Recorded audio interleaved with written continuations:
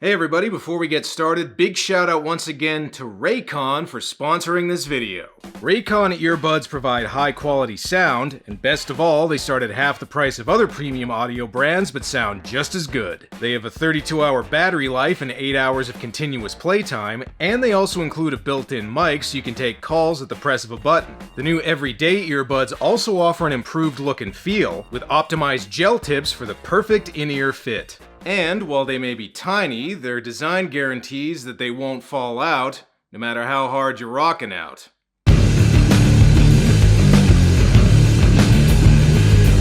And since Raycon prioritizes customer satisfaction, you have a 45-day happiness guarantee, so there's no risk to try them out. Ever since I got mine, I've been using them a lot when I'm at the gym or going for a walk. So if you want to listen to your favorite music, podcast, or perhaps a snarky Canadian talking about movies on the go, Raycons are a great way to do it. And besides getting some great earbuds, you'll also be supporting my channel, so thanks for that. Click the link in the description box or go to buyraycon.com/Tenold to unlock exclusive deals up to 20% off your Raycon order. Alright, let's get into it. I've done a few Shaw Brothers movies on this show before, but so far I haven't covered any of the types of movies they were best known for. Yeah, sure, I've done stuff like Mighty Peking Man and Inframan, but let's face it, what Shaw Brothers was best known for in the 70s was historical-based fantasy martial arts flicks. You know, Five Deadly Venoms, Shaolin Temple, Five Element Ninja, the kind of stuff Wu-Tang would rap about. Well, that changes today because I am finally doing a Shaw Brothers historical martial arts movie. I even made sure to dress appropriately for the occasion.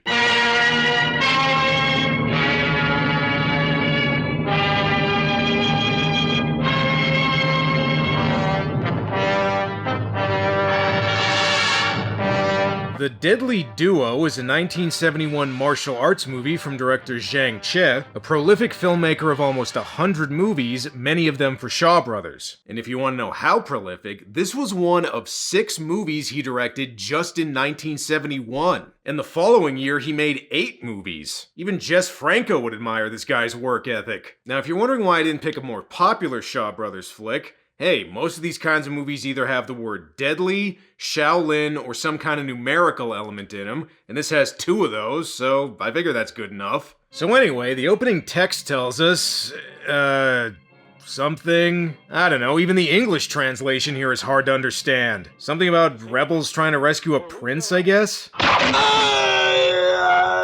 If that was him, I think they're a little late. Nah, actually these are some rebel prisoners who are being executed. And when I say executed, boy do I mean it. Alright, I think you got him there, fellas. I'm not sure who this guy is supposed to be, but judging by his eyebrows, I'm sure he's the hero of the movie. You are wanting Gui. You have betrayed your own people. You're a traitor. Oh, okay, never mind. I guess he's the villain. Now you must be that stupid pouting kid. Wow, not only that, but he's mean, too. Like a lot of Shaw Brothers movies, this doesn't fuck around when it comes to getting to the action, but you might notice a bit of a difference compared to some of the other Shaw Brothers movies I've covered so far. While some Shaw Brothers films focus more on one-on-one hand-to-hand combat, Inframan being one example, this one is more like watching Dynasty Warriors the movie. Even though this is supposedly based on real events, I gotta question the historical accuracy here. For example, I'm not sure they had nail-gun crossbows in ancient China. I don't know why I'm even pointing this out. Most of the fighters here look like they got their weapons from a Golden Axe game. I'll tell you who really got screwed in this fight, the guy with the cymbals. Quick, somebody get him a kazoo so I'll have a chance. Okay, never mind. Apparently cymbals are badass. As nice as this opening fight scene is it bad that I'm watching most of it to see if any of the actors really got hit? I mean, come on, it has to have happened to somebody here. Even though Cymbal Guy puts up a good fight, eventually he gets taken down.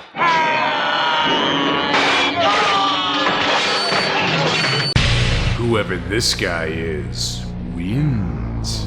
Fatality. Alright, you got Cymbal Guy, but you let Eyebrows get away. Just when we could have finished him off in one fell swoop, why should we let him go? Yeah, why did you let him go? Don't you know they have reinforcements? We must escape. I mean, you could just kill him now and then escape. Oh, too late, the reinforcements are here. That's probably for the best. We gotta save some fight scenes for later in the movie. Meanwhile, Eyebrows reports back to a rival prince that's usurped the throne, and you can tell he's the main bad guy because he's got King Ghidra on his head. Wan Tiangui, you failed your duty.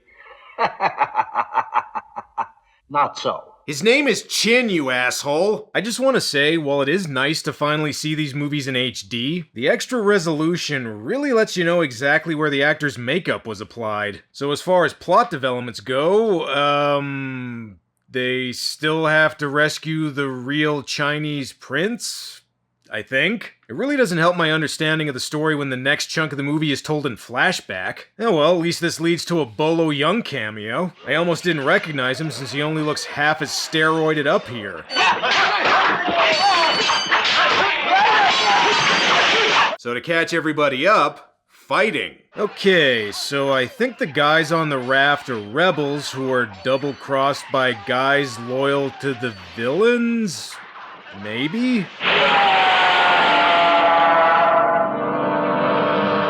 Oh shit, they killed that guy and the frame rate. Alright fellas, you got 5 minutes until the next fight scene, so be sure and get some rest, okay? Whoa, did I say 5 minutes? I meant 5 seconds. I know I've already made a bunch of video game references, but so far this really is like watching a live-action arcade beat-em-up. We're not even 20 minutes in, and I think 90% of the dialogue so far has been yeah, yeah, yeah. Oh well, as long as this movie doesn't have a sewer level, I'm fine with it. Just who the hell are these guys anyway? The two men who were hiding in the ground and in the tree were Mole Man and Tree Man. Alright, with names like that, I should probably make a Mega Man reference now. With the Water Dragon, Fireman, and with that golden Mongol trader of theirs, they must represent water, gold, wood, earth, fire. Water, Gold, Earth, Wood, and Fire is one of the lesser-known 70s funk bands, best known for their hit single, You're a Chinese Throwing Star No Matter Who You Are. Oh, and if you thought they were done with the flashbacks, nope, this guy's still going. Jeez, I would say this feels like it started in the middle of the action, but pretty much any point in this movie is the middle of the action. I sure hope the good guys are winning this fight. Which ones are the good guys again? So anyway, several of the rebels are taken prisoner where they're about to be executed, and hey, wait a second, this is the beginning! The movie's stuck in a loop! All of my brave companions, they all met a horrible death. Yeah, we know. We were there, remember? Now that we're done with the flashbacks, the rescued prisoner reveals he knows the location of Prince Kang, who I guess is the good guy prince, and can lead the other characters to him. He drew a map to show the exact location of the last prince's whereabouts. It's on my back. Huh? Have a good look. Okay, you might have to give him some pointers. The map in Super Metroid was easier to follow than this. He explains there's an unguarded bridge that leads to Kang's prison, but because it's so dangerous, they'll need to find a bandit called the Shadow to cross it. The lone bandit who is called Yen Lu Run. Apart from him, no one else could perform this feat. Yen Lu Run is a terrible man. I would hate to deal with him. Okay, don't use him then, I guess. Turns out the villains want to find him too. Well, Earth, Wind, Water, and Shadow does have a nice ring to it. But all of that pales in comparison to what happens next. Watch.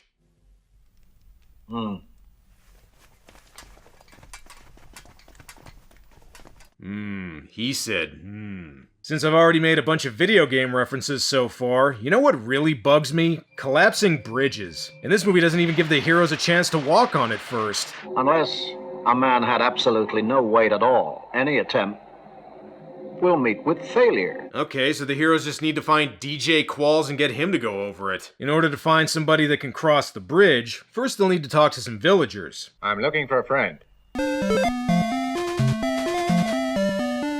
Look, I'm pretty much all in with the video game references at this point.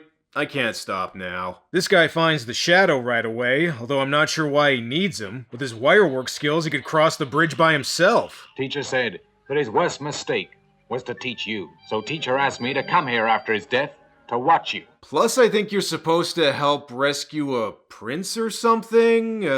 I don't know, I just wanted to tell you our teacher thought you sucked. Now that the movie's calmed down a little bit, I think I know why the first part was taken up by fight scenes. I've heard you're still a highwayman. Nah, I gave that up. Long time ago. Now then, Master Yen, there is something that only you can do. It's to save us from dialogue that's been translated into literalese. We must save someone.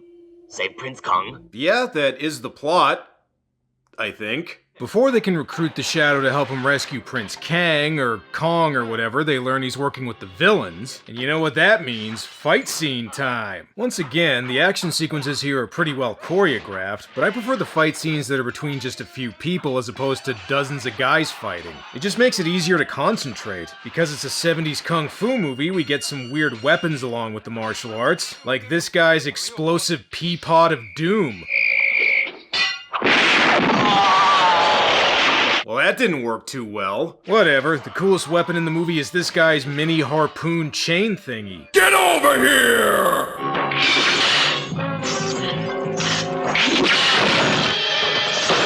Oh shit, I already blew my wad with a fatality gag. I can't do one again. Oh well, I guess there's other video game references I can make. But say, Prince Kang, it seems this thing will be useful. So now that the Shadow's dead, I'm assuming these two are the deadly duo of the title. They never really say who it is in the actual movie. Meanwhile, some more rebels try to cross the bridge leading to Prince Kang's prison. Let me give it a try. Now if it could take the weight of a single man, we could cross it one at a time. Wait a second, I remember this part of Squid Game. You gotta guess which boards will support your weight. It's fine. Okay, now you know not to step on that board. He took it too slow. If I go fast enough, I will do it. Okay, seems logical. Alright, that didn't work either, so maybe going medium speed is the way to do it.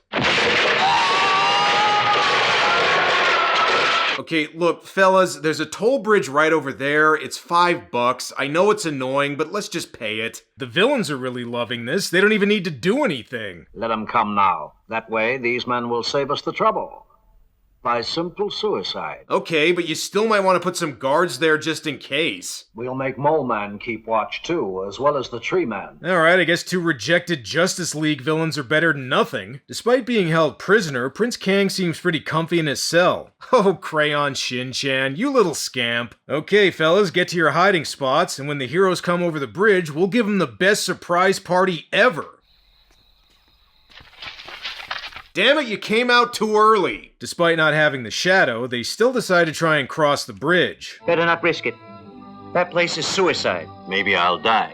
Yet I must try it.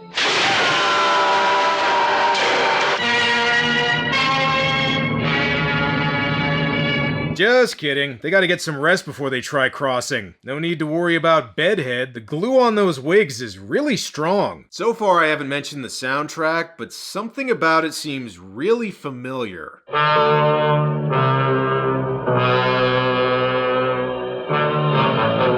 Okay, is Godzilla gonna destroy the bridge? Because if he did, this video would probably get a lot more views. They know they can't walk across the bridge, so how the hell are they gonna get over there?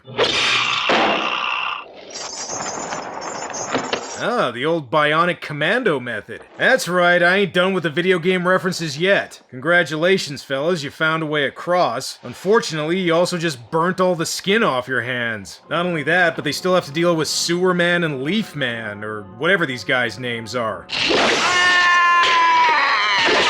Wow, okay, that was surprisingly easy. Seriously, they take care of Tree Man within seconds. The regular mooks with arrows are the ones that cause him to run away. Whoa, wait a second, a location that's not on a soundstage? What sorcery is this? Even though they made it across the bridge, they still need to get to Prince Kang. We haven't even got in there, so how can we get out? We will just have to cheat. Ah, Game Genie. Skip right to the last boss. Good thinking. And they have just the code they need right here. Okay, actually their plan is a little more dangerous. We're gonna need someone among you willing to die. I'm not scared. No. You're too useful. Yeah, one of you other useless assholes is gonna have to die. The plan is to make it look like one of them's betrayed Prince Kang and taken the other prisoner. Hopefully the villains fall for it. You can't fool me. You imposter. Go and get him. Well, that didn't last very long. The one that was chosen to die earlier comes in and accuses him of being a traitor to help with the plan. And I'm not sure why they picked this guy to sacrifice himself. He seems like a good fighter. Really, he takes on several guys at once and manages to last significantly longer than most of the villains. One of the heroes eventually delivers the killing blow. Hopefully this will help convince the villains he's a traitor so his sacrifice won't be in vain. This axe of his is useful. What? You mean that guy gave up his life to help with their ruse and they just end up fighting their way in anyway? If I was that dead guy, I'd be pissed. Oh well, we get another action sequence. And again, while the fight choreography here is good, I still generally prefer one-on-one style fight scenes in these kind of movies. There's parts in this one that almost look like a Where's Waldo picture but with blood. I gotta admit though, that chain weapon is pretty awesome. Jeez, all this effort to rescue a prince and I'm still not sure how to pronounce his name. We must save someone. Save Prince Kong. To help us to save Prince Kang. In my defense, though, neither do any of the dub actors. They take the bad prince hostage and force him to release Prince Kang, but there's a bit of a problem. I see you're wounded. Could be you'll die bleeding. Look, you're in a Shaw Brothers movie. Odds are good you're all gonna die bleeding. Okay, we got Prince Kang. Thanks for letting us rescue him. See ya. But wait, they're not done yet. They still have to make it through Bolo Young. And, you know, a bunch of other guys who aren't Bolo Young. Even though I've already made a ton of video game references, holding that giant hammer, Bolo really does look like a boss from a video game. Rated M for mature. Alright, Bolo, you think you're the only one with a big goofy weapon? What the hell are you doing? You're holding the axe the wrong way. Now tell me, how long can you take it? Just as long as I'm living, I can hold on to you. You know, you already got Prince Kang and you're at the boat. You could just kill the bad prince and help fight. Oh, too late, he got away. Eventually they take care of Bolo, and considering one of them decides to stay behind and face down a horde of people while the other gets away on a boat, did Zack Snyder get inspiration for the end of the Dawn of the Dead remake from this movie? Oh, and have I mentioned that that chain harpoon weapon is awesome? Because seriously, that thing is awesome. You know, earlier they tried to make us think that this guy was gonna bleed to death, but I don't know why. Look, he's got several arrows sticking out of him and he just keeps fighting. Eventually the bad guys just give up and let him stand there, and that's how the movie ends. So now you know the story of how in ancient China, a good prince got rescued from a bad one, I guess. I don't know how accurate this is. Like most Shaw Brothers martial arts flicks, the action here is pretty good. And like I said, that chain weapon is awesome, but probably the biggest letdown is how it wastes a lot of the villains. You'd think if you had characters with names like Mole Man and the Shadow, you'd show them off a little bit, but instead it seems like they're killed off almost immediately after they start fighting. Yeah, well, at least Bolo Young makes it until close to the end. This isn't as gloriously weird as something like Inframan, which is probably why it doesn't have as much of a cult following, but for people looking to get into Shaw Brothers' more traditional stuff, this is a pretty good place to start. With all the video game references I made in this video, I feel like I should end on one, but I can't think of anything. What the hell, I'll just do this.